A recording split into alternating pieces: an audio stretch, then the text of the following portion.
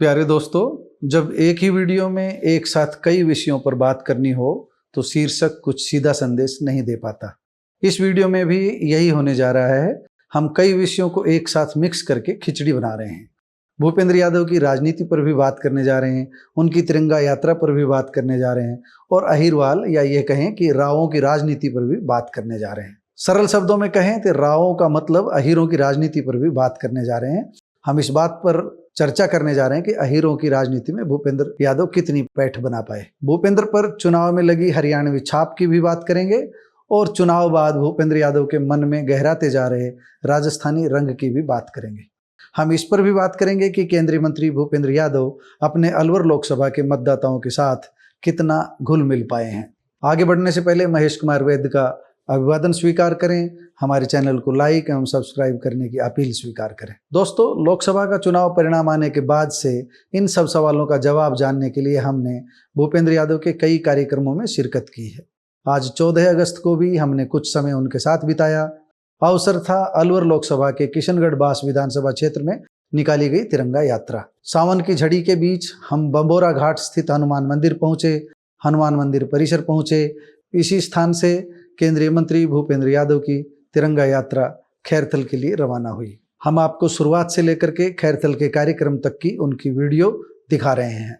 हमेशा की तरह मंदिर में माथा टेकना भूपेंद्र यादव नहीं भूले।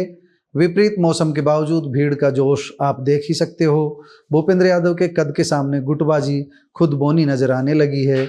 इसी तिरंगा यात्रा के बीच पहुंचकर हमने एक बार फिर लोगों का मन टटोला। चुनाव पूर्व जो लोग भूपेंद्र यादव को बाहरी कहते थे, उन्होंने एक तरह से ये मान लिया है कि यादव अलवर के हो चुके हैं।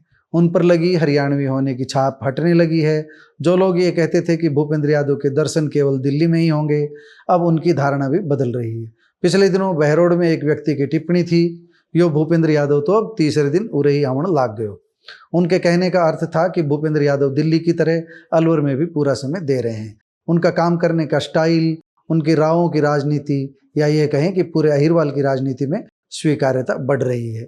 यही रावों की राजनीति का निष्कर्ष है। तिरंगा यात्रा की भीड़ भी बहुत कुछ कह रही है। हरियाणा का निवासी बताकर उनका चुनाव प्रभावित करने की जो कोशिश पहले हुई थी, वह अब दूसरा रंग ले चुकी है। अब भूपेंद्र के मन पर राजस्थानी रंग गहरा होता जा रहा है। उन्होंने न केवल अलवर के हितों की राजस्थान के मुख्यमंत्री से मिलकर पैरवी की है, बल्कि अपने स्तर पर भी बहुत कुछ प्लान किया है। भूपेंद्र की कमियां भी खुलकर सामने आई। ऐसे कई लोग मिले जो ये कह रहे थे कि इनके पास इजी अप्रोच नहीं है, इन तक पहुंचना आसान नहीं है। कुछ लोगों की घेराबंदी में भूपेंद्र गिर गए हैं। पार्टी पदाधिकारियों से तो उनकी नजदीकी बढ़ी है, लेकिन आम कार्यकर्ताओं के संग वह घी खिचड़ी अभी तक नहीं हो पाए हैं। कुछ कार्यकर्ताओं का यह कहना था कि जिस तरह बाबा सैकड़ों कार्यकर्ताओं का नाम लेकर पुकारते थे, लोगों के पास फोन कर लेते थे, वैसा अभी नहीं हुआ है। हालांकि कुछ लोग ये मानते हैं कि सत्ता और संगठन में भूपेंद्र यादव जिस तरह की भूमिका निभा रहे हैं, उसमें व्यक्तिगत कार्यों की उम्मीद करना, टेलीफोन की उम्मीद करना, मोबाइल पर फोन की उम्मीद करना बेमानी है। लेकिन यह भी सच है कि लोगों की उम्मीदें कुछ ज्यादा है। उम्मीदों का यही बोझ संभालना केंद्रीय मंत्री के लिए बड़ी चुनौती है। कुल मिलाकर हम ये कह सकते हैं कि भूपेंद्र यादव राजस्थान के अहिरवाल बेल्ट में जगह भी बना रहे हैं और राजस्थानी रंग में भी रंग चुके हैं, मगर अभी स्थानीय लोगों के साथ उम्मीद के अनुरूप घी खिचड़ी नहीं हो पाए हैं। उन पर लगी हरियाणवी होने की छाप हटने लगी है, मगर अभी उन्हें खुद को कई मोर्चों पर साबित करना है।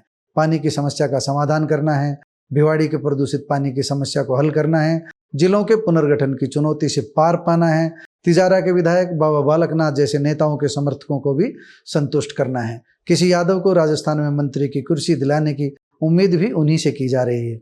अगर इस मामले में अधिक देर हुई तो केंद्रीय मंत्री राव इंद्रजीत की तरह उनके बारे में भी यह चर्चा शुरू हो जाएगी। भूपेंद्र यादव ने किसी दूसरे यादव चेहरे को पनपने नहीं दिया। हमने भाव की भाव अपनी बात कह दी है। खैरथल पहुंचकर तिरंगा यात्रा का समापन हुआ और यहीं पर विभाजन विभीषिका दिवस के उपलक्ष्य में आयोजित कार्यक्रम में भूपेंद्र यादव ने पाकिस्तान और भारत के बंटवारे की त्रासदी का विस्तार से उल्लेख किया। आप सुनिए उन्होंने क्या कुछ कहा। 15 अगस्त से पहले 14 अगस्त की एक काली रात बीती। उससे पहले कोई पाकिस्तान नाम का अस्तित्व नहीं था। पूरा देश एक था। पूरा देश एक स्वर में आजादी की लड़ाई के लिए लड़ रहा था। आर्य समाज का आंदोलन अगर समाज में सुधार के लिए चलता था तो स्वामी श्रद्धानंद जी के नेतृत्व में चलता। लंबे समय से भारत के इतिहास को अगर बचाने के लिए कभी अरब के देशों से आक्रमण होता था तो सबसे पहले कई सौ साल पहले राजा दाहिर सेन जैसे लोगों ने अपने आप को आगे लगा करके देश की रक्षा करने के लिए अपनी ताकत को लगाया। सिंध से लेकर के और पूर्वी बंगाल तक गांधी जी के नेतृत्व में आजादी की लड़ाई को लड़ा था। किसी प्रकार का भेदभाव नहीं था, किसी प्रकार का ऊंच नीच नहीं था।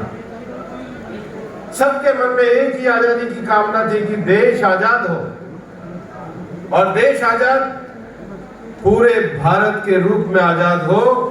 लेकिन दुनिया ने एक बहुत बड़े दर्द को भी देखा कि इस आजादी को पाने के बाद जिन्होंने आजादी के आंदोलन में अपना सर्वस्व दिया, जिन्होंने देश में सुधारवादी आंदोलन चलाए, भारत का वो भूभाग जो शक्ति पीठ के